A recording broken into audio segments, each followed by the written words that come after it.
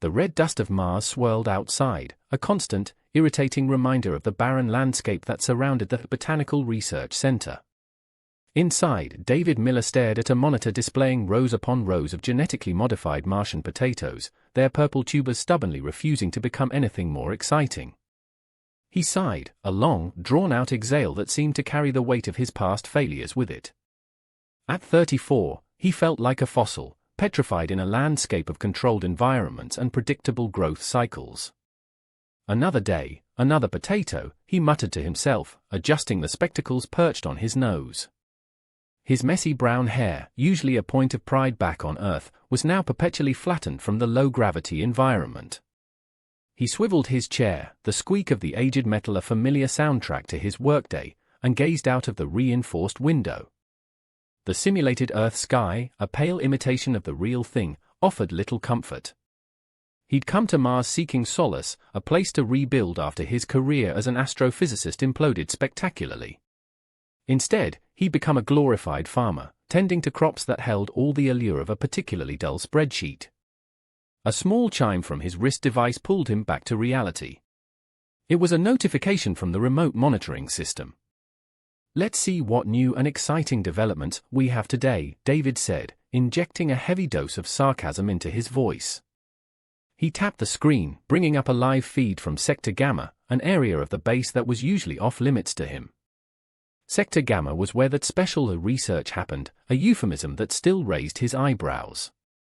The image on the monitor was blurry, a swirl of strange colors and shifting shapes. David frowned, adjusting the focus. And then, he saw it, a tall, slender form, its skin shimmering like an oil slick on water, with long, graceful tentacles that moved with an unnatural fluidity. It was like something out of a bad science fiction movie, or maybe a fever dream induced by too much instant coffee. "Well, that's certainly new," he murmured, his eyes wide with a mixture of confusion and morbid curiosity. The creature, whatever it was, seemed to be having some difficulty with a piece of equipment, a soil analyzer, of all things. One of its tentacles, a pale, iridescent blue, was caught in the machine, causing the whole thing to vibrate ominously. David watched, transfixed, as the creature struggled to free itself. It moved with a strange grace, its body undulating like a living sculpture. He realized it must be an HFY, an aquatic species renowned for their intellect and, well, their tentacles. He'd read about them in his astrophysics days, but seeing one in person was a completely different experience. The HFY had landed on Earth just 5 years before, their presence shaking human society to its core. David had never considered he'd ever meet one face-to-face. The creature emitted a series of high-pitched clicks and whistles, the sounds echoing faintly through the monitor's speakers. "Sounds like someone's having a bad day," David chuckled, his earlier boredom momentarily forgotten. Just as he was about to dismiss the situation as another oddity in his increasingly bizarre life, the monitor pinged again. This time, it was an incoming voice call. He hesitated, seeing the caller ID, Dr. Eleanor Vance, the head of the research base, and a woman who had the patience of a caffeine-deprived badger. "Miller," her voice barked through the speaker, "get your rear in gear. Report to Sector Gamma immediately." "What's going on, Dr. Vance?" David asked, already resigning himself to a less than thrilling day. "We have a minor issue with equipment maintenance, and you, with your supposedly extensive background in plant analysis, are the closest available." "Plant analysis?" "Seriously, with the potatoes," he said, not hiding his sarcasm. "Don't get smart with me, Miller. It's not plants you will be analyzing in Sector Gamma. It's a different sort of specimen." Her tone was clipped, clearly indicating she had no intention of elaborating further. "Just get here. Now." With a sigh that could have rivaled a Martian dust storm, David stood up, pushing back from his desk. He adjusted the worn fabric of his coveralls and headed for the door, a strange feeling of anticipation bubbling beneath his jaded exterior. He wasn't sure what he was about to walk into, but at this point, anything was better than staring at purple potatoes. He arrived at Sector Gamma and found a large, circular room with a massive central water tank. It was more like an aquarium, the humid air thick with the scent of ozone and something else, something oddly oceanic. His eyes immediately landed on the HFY, now free from the soil analyzer but clearly displeased. It was taller than he'd estimated, maybe 7 feet, its skin now shifting from deep blues to angry reds. The large, expressive eyes fixed on him, and he couldn't deny the creature had a certain presence. "So," said Dr. Vance, materializing at his side, her expression as tight as a drum, "this is ZYLTH, a member of the HFY Scientific Exchange Program. ZYLTH is currently in the process of adjusting to our environment, and we need someone with an understanding of botanical systems to help with its habitat." David blinked. "Me? I thought you just said something about equipment maintenance." That was a simplification. ZYLTH was attempting to analyze the soil in the hydroponics bay when it encountered some difficulties. Vance said, with a pointed glance to the HFY. ZYLTH let out a series of clicks, which sounded suspiciously like disgruntled grumbling. David tentatively approached, feeling like he'd walked onto the set of a low-budget sci-fi movie. Hello," he said, feeling rather ridiculous. "I'm David." The HFY tilted its large head, its iridescent skin shifting to a calmer, almost curious green. It let out another sequence of clicks and whistles, followed by a low, rumbling hum that vibrated through the floor. The sound sent a strange tingle through David's spine. "ZYLTH is attempting to communicate with you." Dr. Vance interjected as if she was reading from a textbook, "It's probably saying that your clothing lacks proper aesthetic appeal." David glanced down at his stained coveralls. "Well, I can't argue with that." He looked back at ZYLTH. "It's nice to meet you." He felt utterly ridiculous. Talking to a tentacled alien wasn't exactly part of his career plan. ZYLTH emitted a soft hum, its large eyes focused on David. David couldn't help but feel that he was being thoroughly examined, analyzed, and possibly found severely lacking. He had a sudden urge to check his zipper, just in case. "Right, Miller," Dr. Vance said, breaking the awkward silence, "you're going to be ZYLTH's, tutor. We need you to help it understand the human approach to botanical research. Try not to get eaten." She turned sharply on her heel and left, muttering something about needing a stronger drink. David stared at the retreating figure of the doctor, then back at ZYLTH, who was now emitting a slow, hypnotic pattern of blue and green light. He swallowed hard, a mix of dread and a strange sense of excitement settling in his stomach. He had a feeling his life was about to get a whole lot more complicated. "So," David said, addressing the alien, "shall we get started? I'm sure you're dying to talk more about Martian potatoes, and I, on the other hand, want to know if those tentacles are as dangerous as they look, especially if you have a bad day. Or is that a mating season thing?" he finished, instantly regretting his last remark. ZYLTH made a series of sounds that David interpreted as confusion and maybe a little amusement, and then it gestured with one tentacle toward a nearby datapad, displaying a series of complex diagrams. It seemed, despite its initial displeasure, that the tutoring session was about to begin. And David, for the first time in a long time, felt a strange flutter of anticipation. He was going to tutor a tentacled alien. What could possibly go wrong? The chapter ended with David staring at the datapad, feeling completely out of his depth, while ZYLTH regarded him with an expression that was impossible for him to interpret, yet he was unable to look away. The datapad in front of David was a chaotic mess of alien symbols and what appeared to be advanced mathematical equations. He squinted at the screen, his eyebrows furrowed in concentration. "Okay, so, if I'm reading this correctly, you're saying that Martian soil, resonates with the harmonic frequencies of star stuff?" he asked, feeling like he was simultaneously speaking English and gibberish. ZYLTH, who was floating serenely in the center of its large tank, let out a series of melodic clicks and whistles, and its skin shifted to a vibrant shade of emerald green. A single tentacle reached out, gently tapping the datapad, highlighting a particular cluster of symbols. David took a deep breath, trying to decode the alien's attempt at communication. "Right, star stuff it is," David muttered, rubbing his temples. He'd spent the better part of the last hour trying to understand ZYLTH's approach to botany, and all it had achieved was a mild headache and a profound sense of intellectual inadequacy. It was like trying to decipher a symphony with a pair of chopsticks. He had quickly discovered that the HFY's communication was a complex mix of vocalizations, bioluminescent color shifts, and tactile gestures. ZYLTH seemed to understand human language on a basic level, but it was clear that their interpretation of words and concepts was different, to say the least. So, you're not just studying the plants, you're listening to them? David asked, feeling like he'd just stumbled into a New Age botanical seminar. ZYLTH let out a series of trills, and its bioluminescence pulsed with an almost rhythmic pattern, moving from green to blue to a deep, almost black-purple. David guessed that this meant yes, and also, you are utterly clueless. He decided to ignore the second part.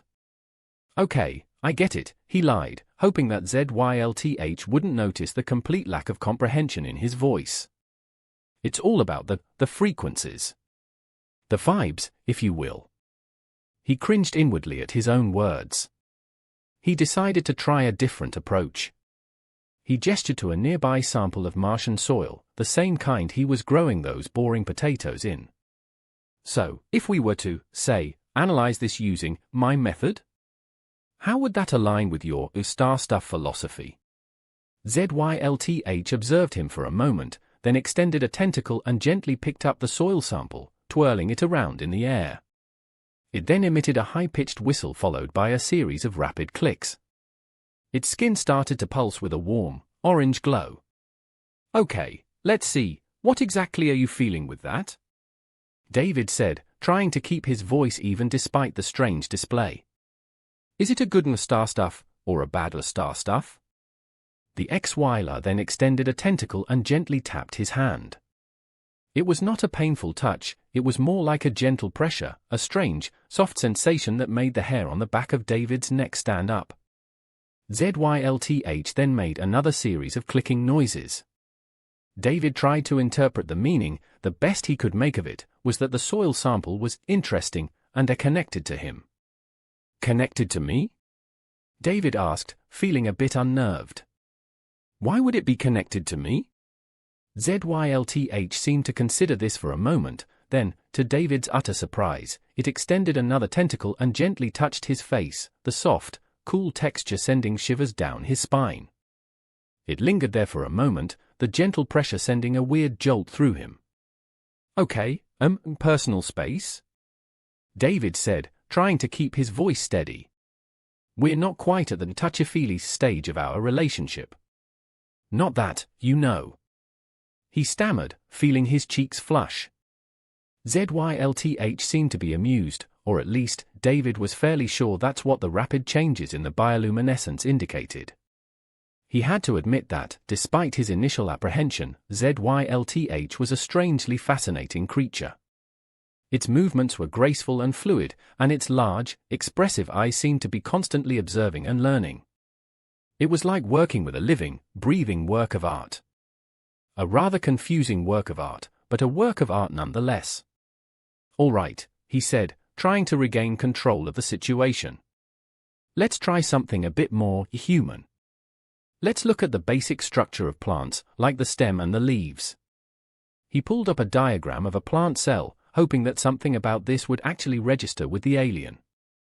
ZYLTH watched the diagram with its large eyes, its head tilted to one side, before emitting another series of clicks and whistles. Then, to David's surprise, it started making gestures with its tentacles. It mimicked the growth of a plant, slowly unfurling one tentacle to resemble a stem and then gracefully expanding several others to represent leaves. The display was mesmerizing, and David found himself staring at it with a sense of awe. He had to admit, this was way more interesting than his potato research. It was more interesting than anything he'd done in years. He even forgot about how awkward things were between them. Okay, that's actually really impressive, David said, his voice full of genuine wonder.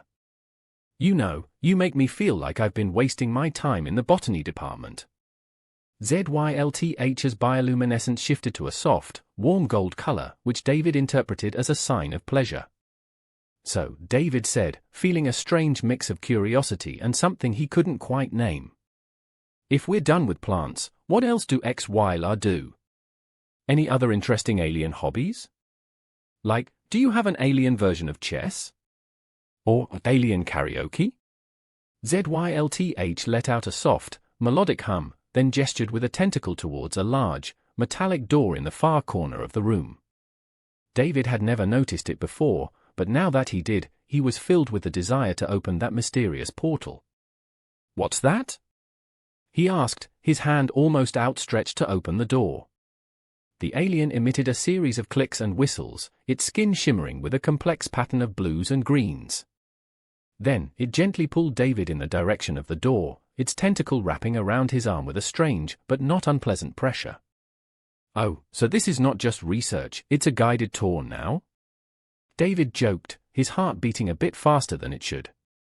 The touch of ZYLTH felt both alien and strangely inviting. The door slid open with a soft hiss, revealing a large, cavernous space filled with pools of water and strange, bioluminescent flora.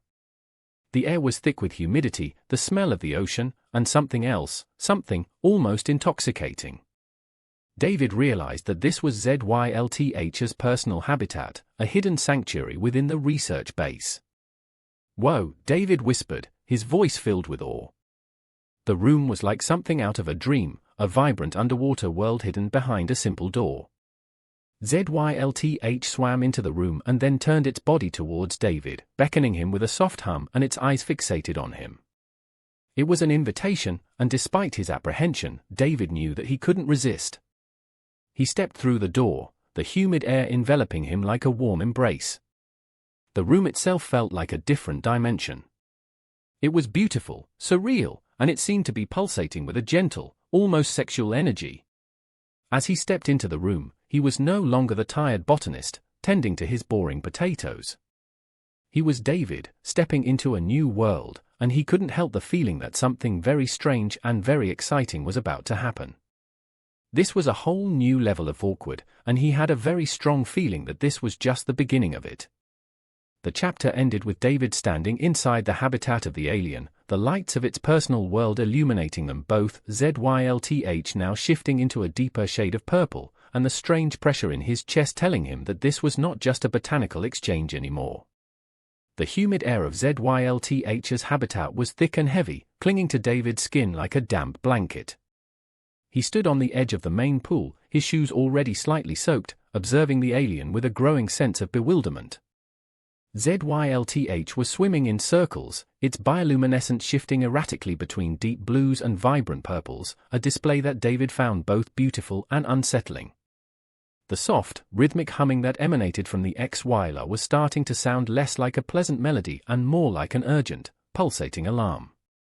"Okay, so, you're clearly not studying plant frequencies anymore," David said, trying to keep his voice light despite the growing unease in his gut. He had spent a lot of time with ZYLTH and had become more comfortable, but something was definitely different today. "Is this some sort of alien happy dance? Did you find a really good patch of the star stuff?" ZYLTH responded with a series of rapid clicks and whistles, accompanied by a sharp, almost piercing tone that echoed through the habitat. Its body moved with an increased intensity, the tentacles now flailing in the water with a strange, almost frantic energy. It then lunged towards him, stopping just inches away from his face. David jumped back, his heart pounding in his chest. "Whoa! Personal space, remember? We talked about that. Are you feeling okay? Did you have some bad alien space food?" He was joking, trying to play it cool, but his body was on high alert, his senses screaming that this was not normal behavior. ZYLTH let out a series of soft, rumbling hums, its bioluminescence shifting to an intense shade of deep blue. It extended a tentacle, gently touching David's chest. The contact sent a jolt through him, like a small electrical shock. David realized that these touches were becoming less innocent, more deliberate. The touch of ZYLTH was almost like a brand. "Okay," David said, trying to keep his voice steady. "What's with all the touching? Is this some kind of HFY greeting?" Or are you just practicing your tentacle foo? He had the distinct feeling that he was walking into territory he didn't quite understand, and it was both exciting and terrifying. Just then, his wrist device buzzed, the screen flashing an incoming call from Dr. Vance. David hesitated, wondering if he should ignore it. But the buzzing was insistent, and with a sigh, he answered the call. "Miller, are you in the habitat with ZYLTH?" Dr. Vance's voice was sharp and demanding. Yeah, David replied, glancing nervously at the XYLR, who was now staring intensely at him. "Is there a problem?" "There is a significant biological anomaly with ZYLTH. Its behavior is deviating from the expected parameters," Vance said, a hint of panic in her voice. "I am sending you the data now. Read it. Understand it. And then get the hell out of there." The call disconnected, and David's device beeped, displaying a rapidly loading document. He quickly skimmed through the text, his eyes widening with each new piece of information. He read words like mating season, hormonal surges, and increased tactile behavior, all associated with a chart that made his head spin. He quickly scanned the document again. ZYLTH's mating season happened once every 5 Earth years. And it was happening now. "Oh, for the love of," David groaned, finally understanding the strange shift in ZYLTH's behavior. "So, it's not space food, it's that kind of biology." "Seriously?" He looked at ZYLTH, who was now swirling in the water, its bioluminescence pulsing in a pattern that David now recognized as a kind of visual mating display. "And you're doing this, to me?" he asked, incredulity creeping into his voice. ZYLTH let out a series of low, almost seductive hums and extended another tentacle, which this time gently caressed his cheek. The sensation sent a wave of heat through him, and he had a sudden urge to back away. Okay, I understand. Mating season. Hormones. I get it. Completely normal. Absolutely no reason to panic, David said, mostly to himself. Except that I'm me. A human. And you're a very attractive, very tentacled alien. He backed away further, his eyes fixed on the XYLR. Look, ZYLTH, I'm flattered, really, but I don't think this is going to work. I am, for all intents and purposes, just a botanist.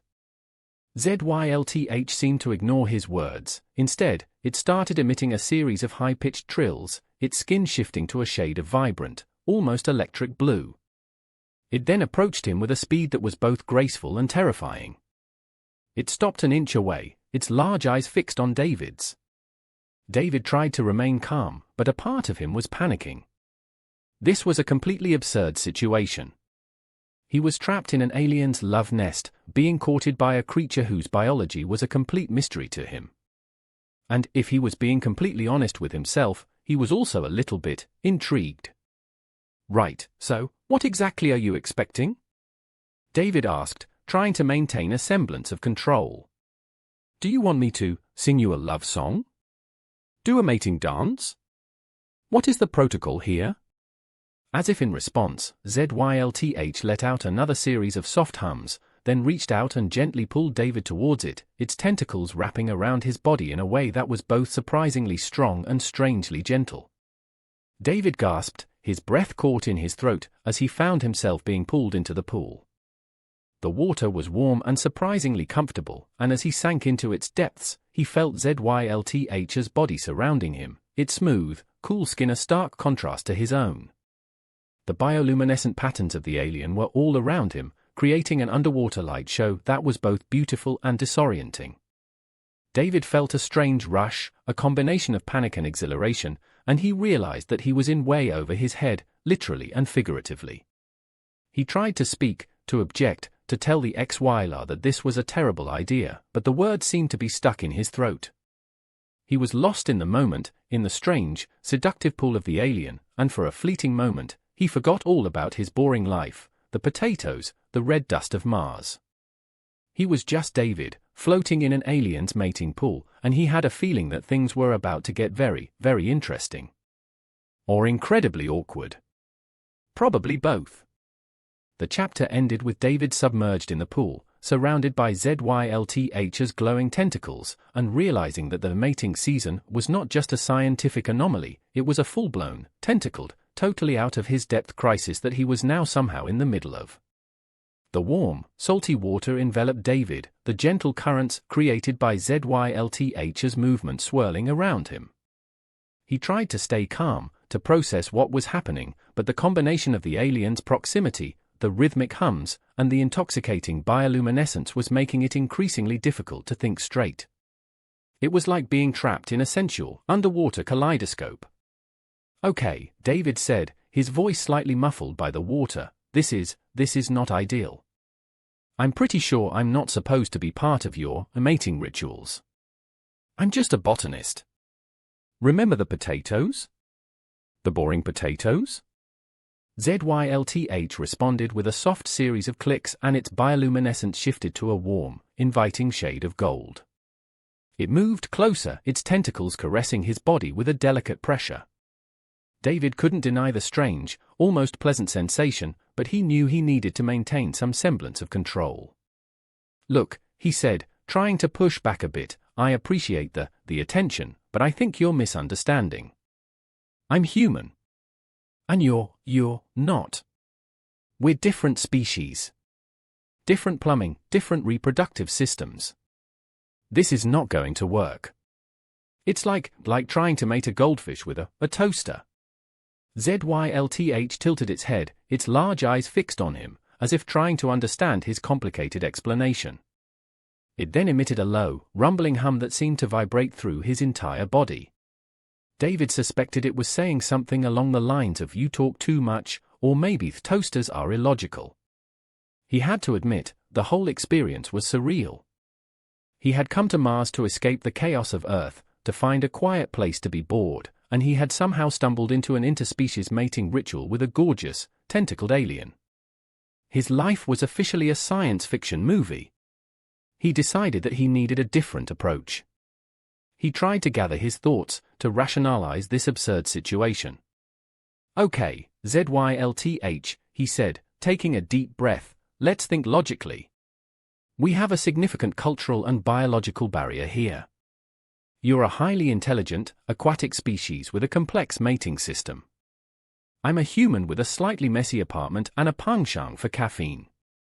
We're not exactly a match made in the cosmic heavens." He paused, looking directly into the alien's eyes. "I mean, I like you, ZYLTH. You're fascinating, intelligent, and you have a really cool light show. But this?" He gestured between them. This is probably a bad idea."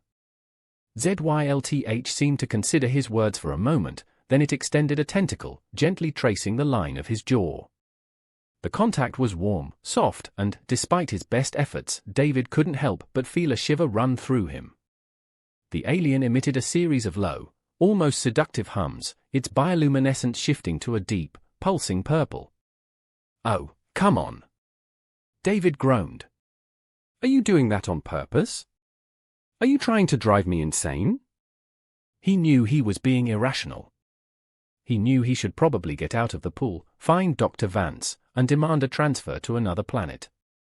But a part of him, a very small, very stupid, and very curious part of him, was starting to wonder what would happen if he didn't. "Okay," he said, his voice a bit lower, a bit more hesitant, let's just try to understand each other.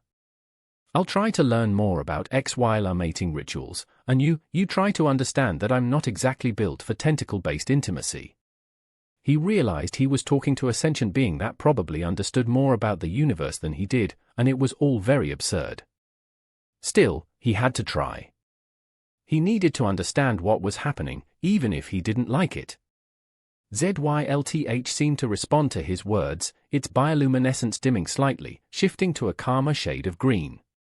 It let out a series of softer hums and then swam towards the edge of the pool, gesturing towards a series of holographic displays that he hadn't noticed before. They seemed to show detailed images of XYLR anatomy and mating behaviors. David swam closer, his curiosity piqued. "All right," he said, let's see what we're dealing with here. As he looked at the images, he felt his cheeks flush. The HFY mating process was complex. It involved intricate rituals, pheromonal exchanges, and a degree of physical intimacy that made his human sensibilities feel distinctly inadequate. And the diagrams were extremely graphic. Okay, David muttered, his eyes wide with a mixture of fascination and mortification, so, this is quite a lot. He then noticed something else. The diagrams seemed to indicate that HFY mating preferences were not as fixed as he thought. The images showed HFY pairing with other species, including ones that were distinctly not aquatic. He looked back at ZYLTH, who was observing him intently, its large eyes filled with a strange mix of curiosity and something else that David couldn't quite decipher. Could it be longing? No, that was ridiculous. He was projecting. He needed to stop projecting. Okay, so I'm guessing this is not exactly a one-size-fits-all situation? David asked, feeling like he was wading into a whole new level of awkwardness. ZYLTH responded with a series of soft clicks and whistles, its skin shimmering with a delicate pattern of light. It then extended a tentacle and gently touched David's hand, the sensation sending a strange jolt through his arm. Look, David said, his voice barely a whisper, I'm still very confused. But I'm trying. I'm really trying. And if you think that I am going to participate in a fully tentacled alien mating ritual after reading that stuff, I think you need to adjust the algorithm. ZYLTH moved closer, its large eyes fixed on his, and then it did something that David did not expect. It leaned closer, its beak-like mouth almost touching his. For a moment, David thought it was going to kiss him, and he couldn't deny the strange flutter of anticipation that went through him. Instead, it emitted a soft hum, almost a purr, and gently rubbed its head against his cheek. David froze, his heart pounding in his chest. It was a gesture that felt both intimate and almost affectionate. It was definitely a signal. And it was leaving him even more confused than before. Was this some sort of alien foreplay? Was he supposed to purr back? What exactly was the etiquette here? He looked at ZYLTH, his eyes wide with a mixture of confusion, curiosity, and a growing sense of something else, something that felt suspiciously like attraction. He shook his head, trying to clear his thoughts. This was madness. Utter madness. And yet, he couldn't help but be curious. The chapter ended with David staring at ZYLTH, a mixture of confusion, fear, and an undeniable spark of something else, swirling inside him, as he realized that his life as a boring botanist was officially over and he had completely no clue where this was all going to lead. The morning after his underwater revelation, David found himself in a strange state of limbo. He was back in his lab, surrounded by the same purple potatoes, but everything felt different.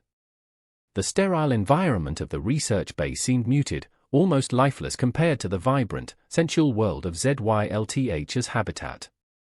He kept replaying the events of the previous night in his mind, the image of the alien's large, expressive eyes and the gentle pressure of its tentacles a constant, distracting presence.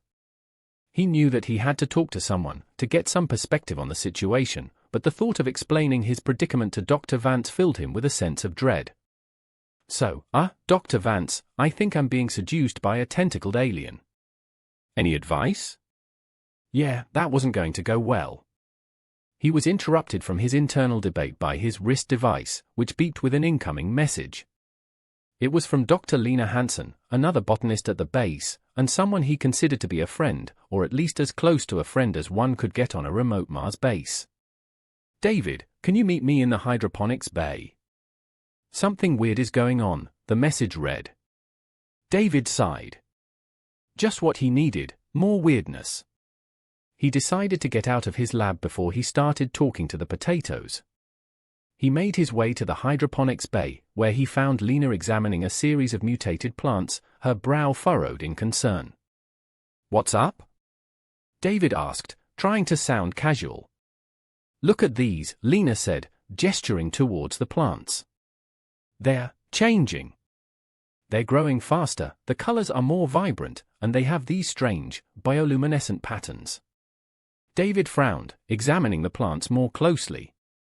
He realized that Lena was right, these were not normal. They looked almost like something out of ZYLTH's habitat. That's weird, he said, trying to mask his surprise. Maybe it's a nutrient imbalance? Lena shook her head. I've run all the tests. The nutrient levels are perfect. It's like they're responding to something. Something that's making them bloom. David had a terrible feeling that he knew what was making them bloom.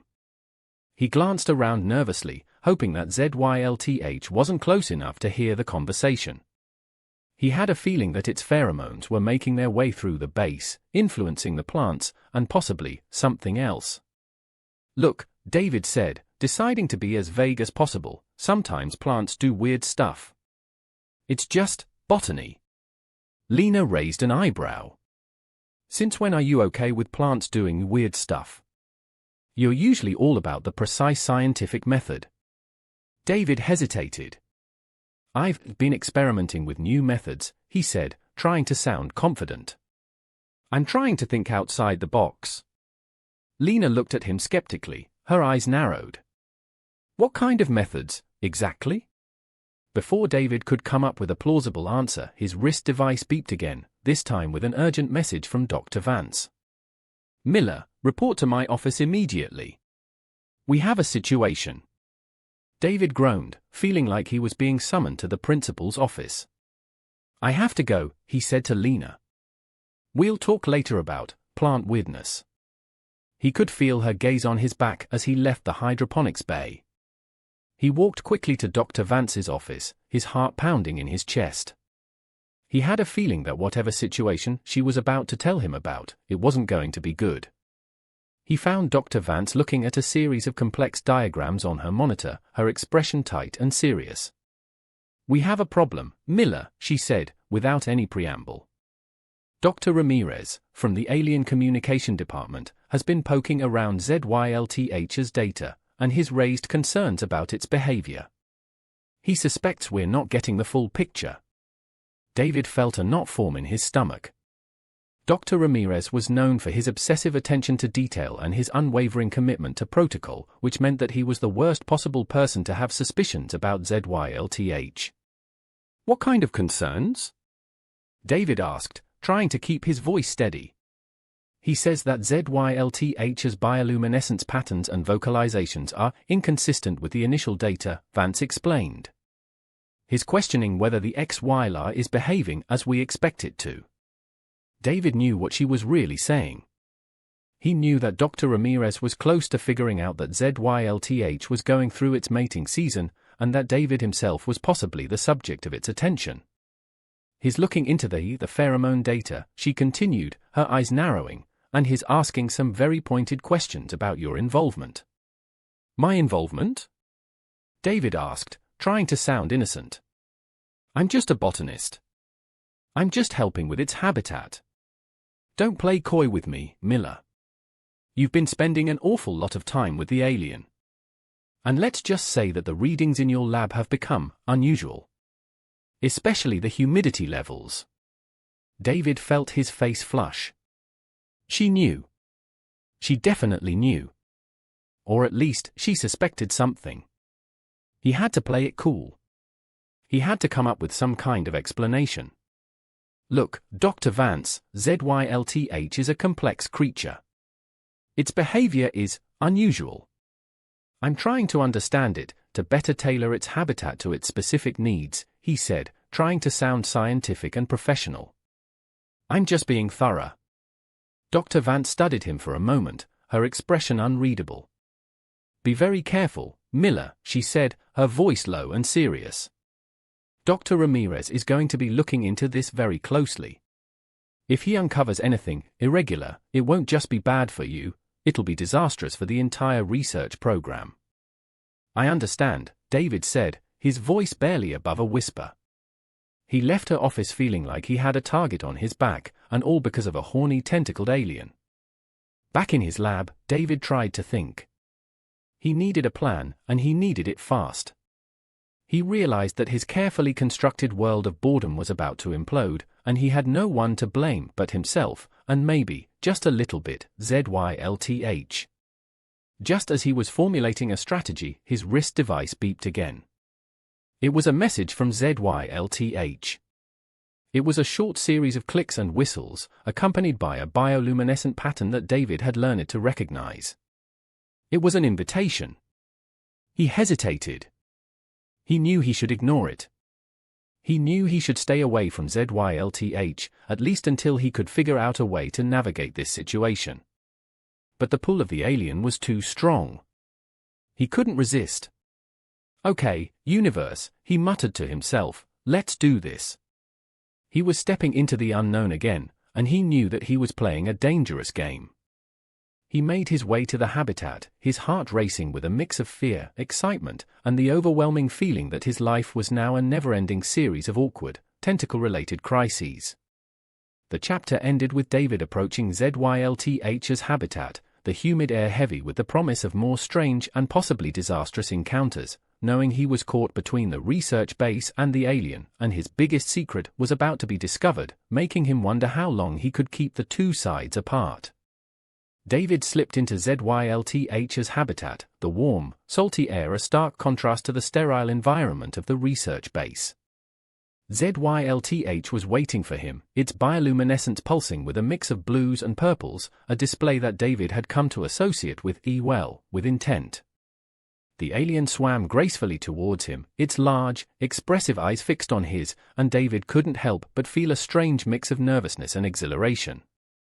"Hey," David said, trying to sound casual, but his voice betrayed his unease. "So, what's the emergency? Did you discover a new type of star stuff? Or is this another mating season thing?" ZYLTH responded with a series of clicks and whistles, followed by a soft, melodic hum. It then gestured towards a holographic display, which showed a series of complex diagrams and sensor readings. David frowned, studying the data. "Okay, so, what is this?" David asked, not understanding what he was looking at. ZYLTH extended a tentacle and tapped the screen, highlighting a particular set of readings. It was showing activity outside of the base. "Someone is close." "What? Who's close? Are we talking about Dr. Ramirez and his pheromone tests?" David asked, feeling a knot of panic forming in his stomach. ZYLTH shook its large head, its bioluminescence shifting to a warning shade of red. It then displayed a series of images, showing a small, heavily armed spacecraft approaching the base. It was not human, it was something else. "Oh, for the love of, who are they?" David muttered. "Are they after you? Is this some kind of intergalactic repo situation?" ZYLTH let out a sharp, almost urgent trill and then started making gestures towards the center of the habitat, indicating the large water tank. David had a feeling that it was telling him to hide. "Right, so, hide in the giant aquarium, got it," David said, his voice laced with sarcasm. "Because that's not going to look suspicious at all." But he knew that they didn't have much time to waste. He had to figure out a way to protect ZYLTH and himself without raising any more suspicion from Dr. Ramirez or anyone else. He quickly formulated a plan, a bizarre, almost insane plan, but it was the best he could come up with. "Okay, ZYLTH, David said, his voice firm despite the tremor of fear running through him. "Here's the plan. We're going to do what I call the Tyrannosaurus Rex protocol. It's unorthodox, but it's the only way I can think of." ZYLTH tilted its head, its large eyes fixed on him, waiting for an explanation. "Okay, so, here's the deal," David said, starting to pace back and forth. "We need to make the base look like it's completely deserted. Like everyone just up and left in a hurry. We'll disable the external sensors, create a distraction, and then, we hide." ZYLTH emitted a series of questioning clicks, its bioluminescence shifting between greens and blues. "I know, it sounds crazy, but trust me," David said, "humans are easily confused by a good old-fashioned distraction. And the Tyrannosaurus Rex part? Well, that's just for fun. With ZYLTH's help, David started implementing his plan.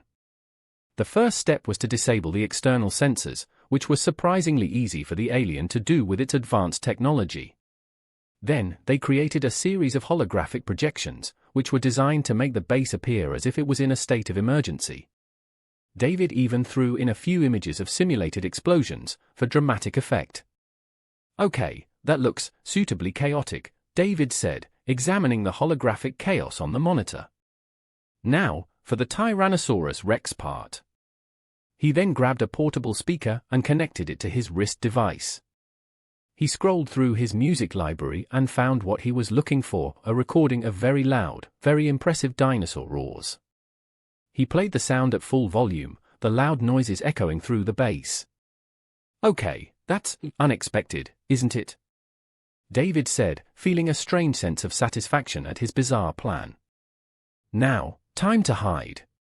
Let's go." He grabbed ZYLTH's tentacle, which felt strangely comforting in his hand, and they headed for the main water tank, where they submerged themselves, the simulated chaos raging around them. As they settled in the water, David looked at ZYLTH.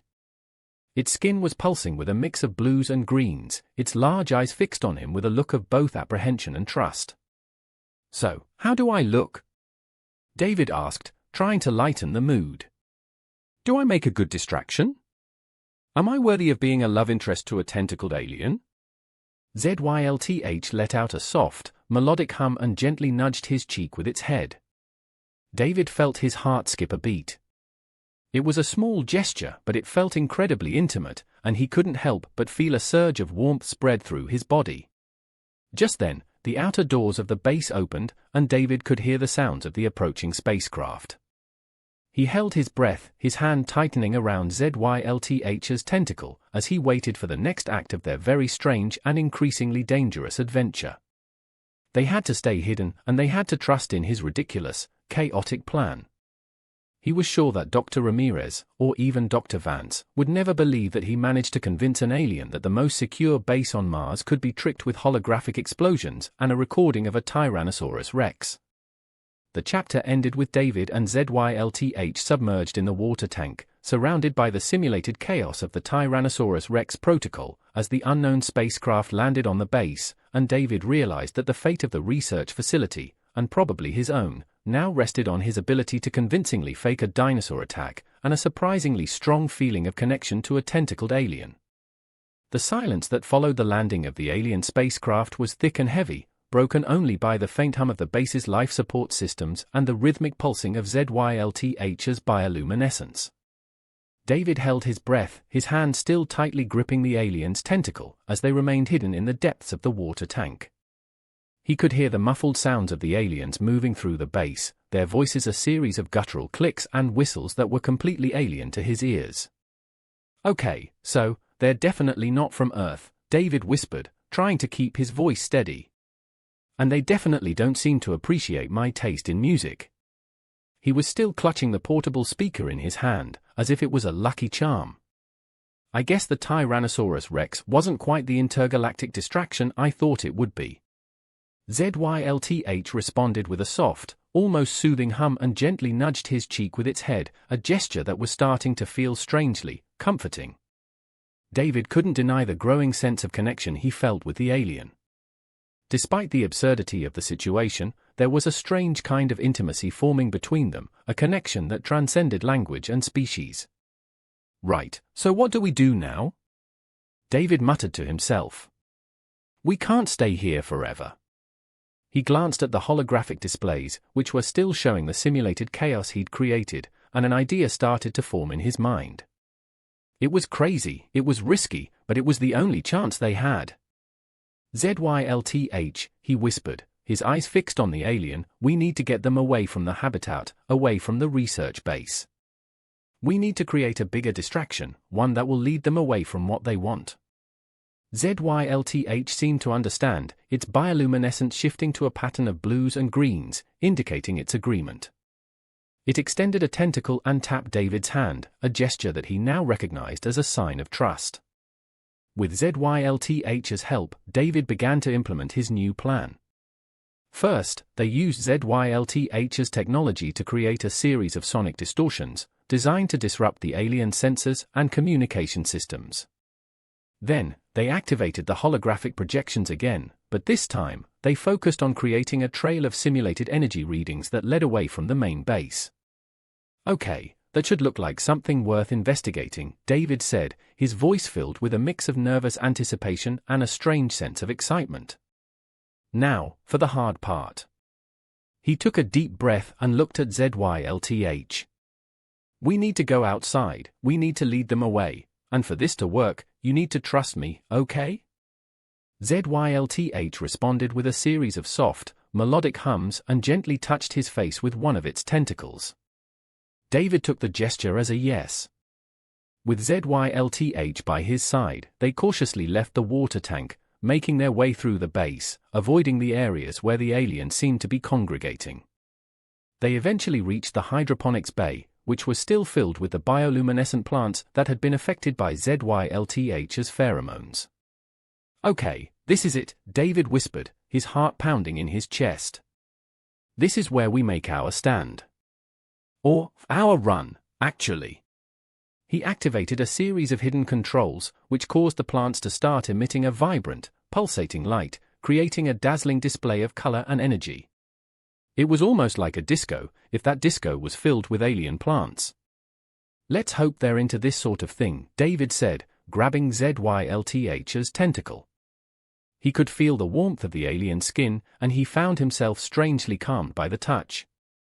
Together, they burst out of the hydroponics bay, their presence immediately detected by the aliens. The pursuit was on. They ran, their steps echoing through the corridors, while the holographic trail guided their pursuers away from the main base. As they moved through the corridors, ZYLTH's bioluminescence pulsed around them, creating a strange and beautiful display of light and color. David had a strange sensation of being lost in the world of the alien, with the two of them being an inseparable entity, just two people, two beings, running away from the danger together. They eventually reached an emergency exit, which led to an open space outside of the base. The Martian landscape stretched before them, the red dust swirling in the wind. It was a stark contrast to the controlled environment of the base, but for David, it felt like freedom. "Okay, this is it," David said, turning to face ZYLTH. "We need to lure them away, into the desert. And trust me on this, they will not expect us to run straight." With ZYLTH by his side, they ran through the Martian landscape, the sounds of the pursuing aliens echoing behind them. They ran faster than David ever thought was possible. And it was then, between the holographic simulation, the alien pursuit, and the intense moment, he realized something that made him smile. He wasn't running because of fear, he was running because he didn't want to lose what he had created in the last few days. He didn't want to lose ZYLTH. The chase continued, until finally, they reached the top of a small, rocky hill. David paused, catching his breath, and turned to face ZYLTH, who was glowing with a vibrant mix of blues and purples. Their eyes met, and David felt a surge of emotion, a combination of relief, gratitude, and something that he now recognized as love. "We did it," David said, his voice barely a whisper. "We actually did it." ZYLTH responded with a series of soft, melodic hums and gently nudged his cheek with its head, its bioluminescence pulsing with warmth and affection. David couldn't resist. He reached out and gently touched the alien's face, feeling the smooth, cool texture of its skin. The moment was both tender and incredibly powerful. He leaned closer, their faces inches apart, and, for the first time, he closed the distance between them. The kiss was soft, gentle, and completely unlike anything he had ever experienced before. It was a mix of alien and human, a testament to the strange and beautiful connection that they had forged. He was still an out-of-shape, middle-aged botanist on Mars, and yet, he was also in the middle of the most intense and fulfilling relationship he could ever imagine. The idea was completely absurd, but also incredibly right. The chapter ended with David and ZYLTH kissing under the red Martian sky, the sounds of the pursuing aliens fading in the distance, as they both knew that they were facing an uncertain future, but at that moment, in that strange and beautiful place, they knew that they were together, and that was enough.